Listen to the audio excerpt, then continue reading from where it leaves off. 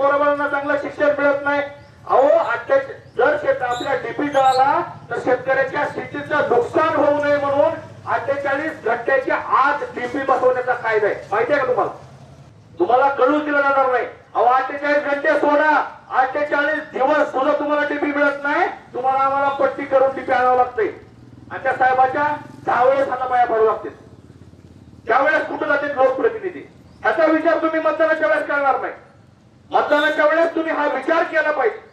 खऱ्या अर्थानं लोकशाहीमध्ये मतदान करण्याचा जो अधिकार आहे आपल्याला, त्याचा सदुपयोग तुम्ही आम्ही करून घेतला पाहिजे. तुम्ही जाब विचारला पाहिजे लोकप्रतिनिधींना की बाबांनो 5 वर्षापूर्वी आम्ही तुमच्या गळ्यात माळ घातली होती, तुम्हाला मत मारलं होतं, निवडून ज्याला आपण मतदान केलंय तो निवडून येऊ किंवा नाही येऊ, तो जरी पडलेला असला तरी सुद्धा त्याचं कर्तव्य आहे. तुम्ही त्याला मत मारले तुमची कामावरनं, तुमच्या अडचणीत तुमच्या पाठीशी नाही, तुमच्या खांद्याला खांदा लावून उभं राहणं हे त्याचं काम आहे. पण ते कधी तुमच्या आमच्या घरीच कामावर पडत नाही. एकदा निवडून गेले का 5 वर्ष तुम्हाला तोंड दाखवायला येत नाही. तुळजापूर मतदारसंघाचे आमदार साहेब किती वेळेस आले? खऱ्या अर्थानं या राज्यकर्त्यांचं लोकप्रतिनिधीचं काम आहे तुमच्या आमच्या सुखदुःखामध्ये उभं राहणं. सुखदुःखात म्हणजे मैत्रीला आलं म्हणजे दुःखात आलं असं नाही. तुमच्या जिथं जिथं अडचणी आहेत त्या ठिकाणी यांनी उभारलं पाहिजे, तुमच्या अडचणी सोडवल्या पाहिजे. अवस्था काय चालली? तुम्हाला आम्हाला जाती धर्मामध्ये गुंतवून ठेवलं यांनी. छत्रपती शिवाजी महाराजांचं नाव घ्यायचं, मतदान वाढायचं. डॉक्टर बाबासाहेब आंबेडकरांचं नाव घ्यायचं, मतदान वाढण्याचा प्रयत्न करायचा. अब्दुल कलामांचं, मोहम्मद पैगंबरांचं नाव घ्यायचं, मुस्लिम धर्माचं मतदान वाढायचं. तुम्ही आम्ही माणूस म्हणून कधी जागा होता मला सांगा? तुम्ही आम्ही आतापर्यंत फक्त पक्ष म्हणून, जात धर्म म्हणून मतदान करत आलो. ज्याची हवा चालू आहे त्याच्यावर मतदान करत आलो. दारू मटणावर आणि पैशावर मतदान करत आलो. माणूस म्हणून तुमच्या पाठीशी एक खंबीर माणूस चांगला उभा पाहिजे, त्याने आपल्या अडचणी सोडवल्या पाहिजे म्हणून किती वेळेस मतदान केलं मला सांगा तुम्ही? आतापर्यंत इथं उपस्थित असलेल्या सगळ्यांना माझा प्रश्न आहे, तुम्ही 10 सेकंद डोळे बंद करून विचार करा. तुमच्या पोरांच्या शिक्षणासाठी मदत केलं होतं?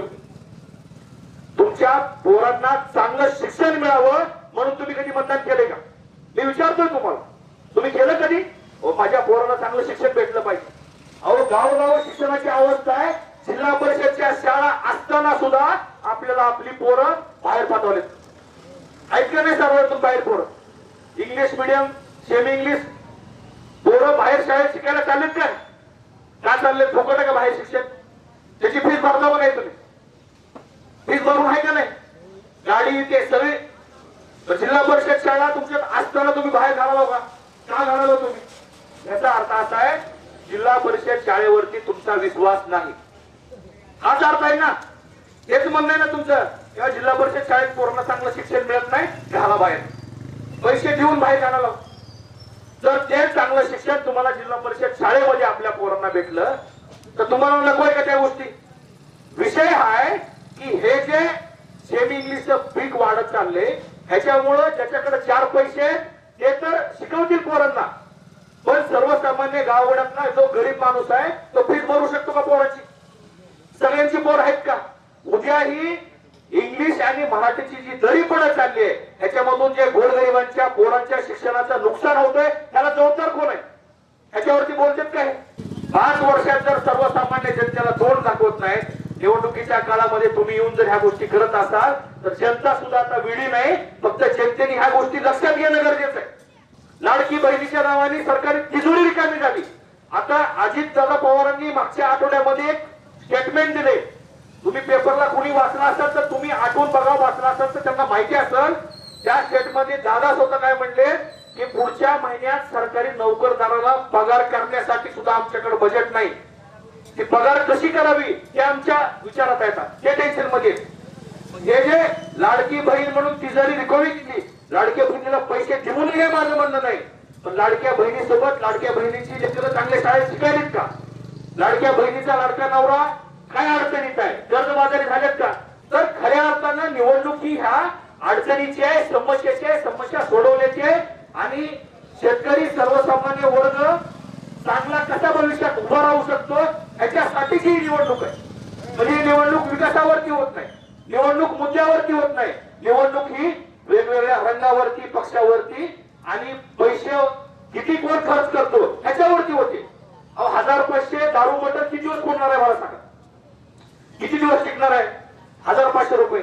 आणि मला हे सुद्धा माहितीये की कुठल्याही गावात गेले ना पूर्ण लोक पैसे दारू मटणावर मतदान करत नाहीत. 2-5% लोक आहेत, मोजदोर पोट आहेत की माणसं आहेत की ह्या सगळ्या गोष्टीचा विपर्यास करून वेगळीकडे घेऊन जाणार. तर गरज आहे बांधवांनो की भविष्यामध्ये आतापर्यंत जे आपल्या आजानी भोगलं, जे आपल्या बापानी भोगलं, जे आपण भोगतोय, उद्या आपल्या पोराबाळांच्या वाटेलाही आलं नाही पाहिजे. आपल्या पोराबाळांचं चांगलं शिक्षण झालं पाहिजे, आपल्याला स्वाभिमानानं जगता आलं पाहिजे, आपल्या शेतमालाला भाव मिळाला पाहिजे. तुळजापूरचे असू द्या, अगर अजून राज्यातले कुठले असू द्या, या सोयाबीनच्या भावावरती कुणी बोलायला तयार आहे का मला सांग. तोंड उघडत नाहीत लोक. जेव्हा शेतकरी अडचणीत आहे, जेव्हा सर्वसामान्य माणूस कुठल्या ना कुठल्या अडचणीत येतो, तेव्हा हे लोकप्रतिनिधी तोंड उघडत नाहीत. ते तुमचं आमचं दुर्भाग्य. मतदान करणारी सर्वसामान्य जनता असून सुद्धा त्या मोठ्या लोकांना तुमच्या आमच्या जगण्याची काही देणं घेत नाही. तुम्ही हा विचार केला पाहिजे निवडणुकीच्या काळामध्ये. मी म्हणत नाही तुम्ही मलाच मतदान करा, जर माझ्या गोष्टी पटल्या, तुम्हाला वाटलं हा योग्य आहे, तर तुम्ही माझा विचार करा, नाही मत मारलं तरी चालेल. पण बाबांनो, जर तुम्हाला ह्या लोकांच्या सुद्धा गोष्टी पटत नसतील आणि आतापर्यंत त्यांनी दिलेली आश्वासनं कुठली न पाळता ते परत फक्त विकास करायचा आहे, विकास करण्याच्या नावावर परत तुमच्याकडे येत असतील, तर ह्या लोकांना सुद्धा मतदान करू नका. तुमच्या गावातलं एखादं गोरगरिबाचं सर्वसामान्याचं शिकलेलं पोरग उभं करा आणि अख्खा सावळ्याचं मतदान त्याच्या मागे उभं करा.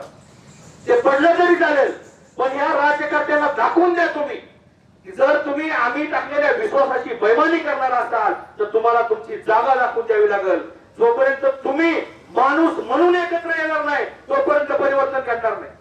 रोज सर्वसामान्य माणूस पिचलाय, रोज त्याची कुठं ना कुठं पिळवणूक होते, रोज तो अडचणीत आहे, पण सर्वसामान्याचा आवाज बनणारा कोणी माणूस पुढे येत नाही. आणि ज्यांच्यावरती आपण विश्वास टाकतो त्यांना त्यांच्या धंद्या पाण्यामधून, त्यांच्या व्यवसायातून सर्वसामान्याच्या अडचणी दिसू शकत नाही. ते तुमच्या समोर करोडपती, आरोपती किंवा आमदार खासदाराचं पोरग पुतण्या म्हणून उभा नाही. तर तुळजापूर तालुक्यातून हगलूर येथील आजही माझा बाप धोत्रामध्ये, टोपीमध्ये, बंडीमध्ये सर्वसामान्य शेतकऱ्याच्या पोटी जन्माला घेऊनच मी आलोय. मी बाहेर याच्यासाठी पडलोय की माझा बाप जे भोगतोय ती पूर्ण जनता भोगते. तुमच्या आमच्या अडचणी कोण मिटवणार? जोपर्यंत सर्वसामान्यातला माणूस पुढे येणार नाही तोपर्यंत तुमच्या आमच्या अडचणी कधी सुटू शकत नाही. तुमचं आमचं दुःख कुणीच बघू शकत नाही किंवा त्या दुःखातून तुम्हाला बाहेर काढण्यासाठी प्रयत्न केला जाणार नाही, हे तुम्हाला मी ठामपणे सांगतोय. निवडणुका कित्येक आल्या, कित्येक गेल्या, तुम्ही कुणाची ना कुणाची आतापर्यंत बटणं दाबत आहोत. आता सुद्धा तुम्ही बटणं कुणाची ना कुणाची दाबणार आहोत. एक वेळेस तुम्हाला मी विनंती करतो, जर मी ज्या गोष्टी बोलतो तुम्हाला पटत असतील, योग्य वाटत असतील तर तुम्ही विचार करा, नसेल तर तुम्ही कुणाच्या ना कुणाची बटणं दाबत आहात. एक वेळेस ही निवडणूक सर्वसामान्याच्या पोरासाठी, सर्वसामान्यांच्या अडचणी मिटवण्यासाठी तुम्ही हातात घेऊ शकता. मी तुम्हाला आग्रह करू शकत नाही, तुम्ही हातात घेऊ शकता. ही जर वेळ आता गेली, परत 5 वर्ष तेच घडणार आहे. आमदार कुणी ना कुणी होणार आहे, मुंबईत कोण ना कोणी जाणार आहे, पण सर्वसामान्यांच्या प्रश्नावरती तिथे एकदा गेल्यानंतर तुमचं तोंड सुद्धा ते उघडणार नाही. ह्याचा तुम्ही आम्ही विचार करणं गरजेचं आहे. ह्या ज्या अडचणी आहेत त्या अडचणीतून बाहेर पडायचं असेल तर तुमच्या आमच्यातलाच एखादा माणूस आला पाहिजे, याचा तुम्ही विचार करणं गरजेचं आहे. तुळजापूर तालुक्याला उजनीचं पाणी येणार म्हणून 25-30 वर्ष राजकारण केलं गेलं. राजकारण्यांचा हा जो डाव आहे हे आयुष्य त्यांचं काढून घेतलं त्यांनी सगळं, पण सर्वसामान्याचं दुःख मिटलेलं नाही. आपल्यासाठी नाही, माझ्यासाठी नाही, तुमच्यासाठी नाही, आपल्या पोराबाळांच्या चांगल्या शिक्षणासाठी आणि आपल्या पोराबाळांच्या उज्ज्वल भविष्यासाठी तुम्ही योग्य निर्णय घेऊ शकता. आणि हीच वेळ आहे, ही वेळेला गेली की परत 5 वर्ष तुम्ही आम्ही काहीच करू शकत नाही. परत जे आपण आतापर्यंत मागं जगत आलो तेच पुढे सुद्धा आपल्याला जगावं लागणार नाही. त्यासाठी एक वेळेस तुम्ही ह्या गोष्टी करा. या निवडणुकीच्या प्रक्रियेमध्ये या श्रीमंत लोकांच्याकडनं तुम्हाला दारू मिळेल, मटण मिळेल, पैसे मिळतील. मी तुम्हाला आत्ताच सांगून जातोय, माझ्याकडून तुम्हाला दारू मिळणार नाही, मटण मिळणार नाही, पैसे मिळणार नाही. हे सोडा, मी तुम्हाला चहा सुद्धा पाजू शकत नाही. हे लोक मत घेऊन निघून जातील, 5 वर्ष तोंड दाखवणार नाहीत. मी तुम्हाला चहा सुद्धा देणार नाही.